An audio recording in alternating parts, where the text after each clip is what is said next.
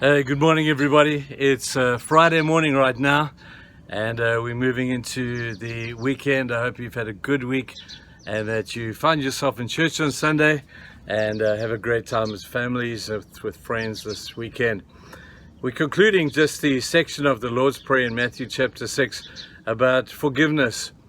Jesus states categorically how important it is to have forgiveness from God and to give forgiveness to people. Without forgiveness from God, there can be no legitimate father-son, father-child relationship with Him.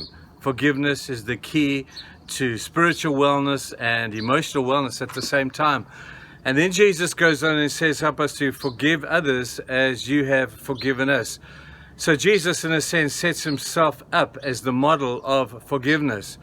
So if you want to know how to forgive, you need to look at Jesus. Don't go to some secular psychology.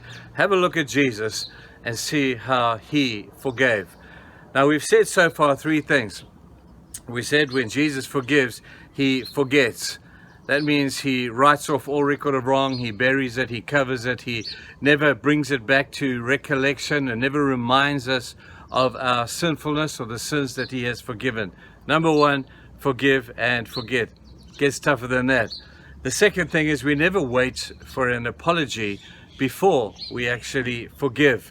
If you're waiting for an apology, you may wait forever. And the third thing we said was that the strange thing in this dynamic of forgiveness happens when the innocent accept responsibility or take on the burden of the guilt. That doesn't mean that they're guilty. That does not mean that they are the ones who have committed the sin. It just means that guilt has got to find somewhere to land. Otherwise, restoration and those beautiful things can never, ever take place. Now, I remember the last time I spoke with you, I mentioned about the whole iron filings things. I told you that if you just imagined all your sin as being like iron filings, that when Jesus died, I didn't mention this though, correct myself here on this, He is like a magnet.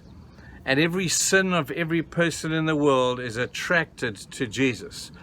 So when Jesus hung upon that cross, He bore the sin and the guilt of the entire world, yours and mine. And in doing so, He didn't just take our sin away, He took our guilt away as well. And so when He said, Father, forgive them, they don't know what they're doing, He wasn't just taking our sin. He was saying, Lord, they don't know what they're doing. They're born with a sinful nature. Let me absorb in myself the guilt of the guilty. Now that is an enormous dynamic. If you can understand it, that is awesome to be able to just to grasp that amazing, amazing truth. Jesus didn't just die for your sin, but He died for your guilt and your shame as well.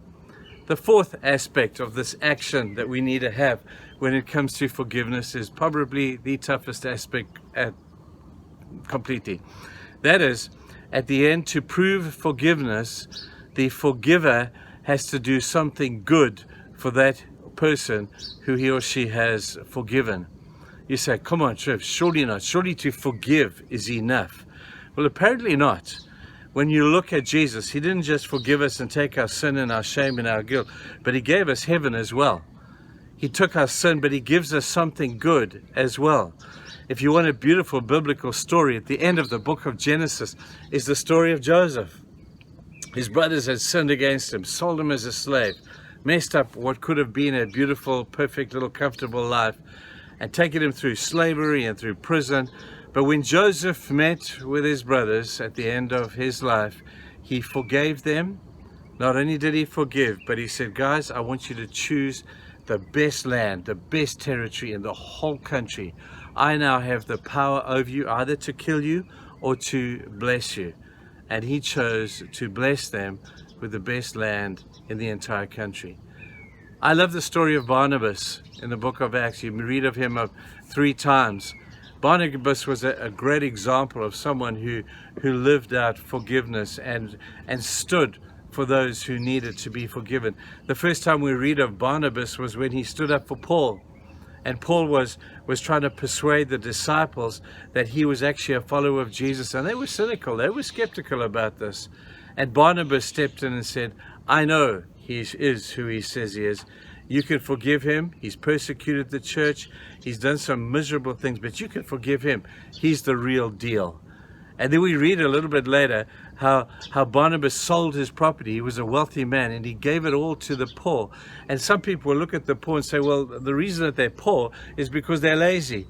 The reason that they're poor is because they've made bad life decisions. Barnabas wasn't affected by that stupid thinking. He said, let's forgive them if that is the case. May not be. Some of those people just have had bad circumstances and are outside of their control. And he said to the people, let's give, let's look after, let's care for them. And then the last example is where Paul and Mark, who wrote Mark's Gospel, had gone on a mission trip, and it had got a little bit heated and it was a little bit tough. And so Mark jacks out and he says, I've had enough, Paul, I'm going home. Paul battled to forgive Mark for that. And he said to Mark, you'll never come on another mission journey with me. And he was adamant until Barnabas stepped in and said, okay, Mark, let's go together. Instead of Paul going with you, I'll go with you. The spirit of forgiveness was just, he forgave people before they even messed up. So people, let's learn to forgive as Jesus forgave. Let's learn to care as Jesus cared. Let's learn to grow up and not be as sensitive as maybe we should be, so that God can be glorified through the unity that only forgiveness can bring. I hope that this works for you. I hope we're able to do it. Go out there and have a great day, guys. Cheers.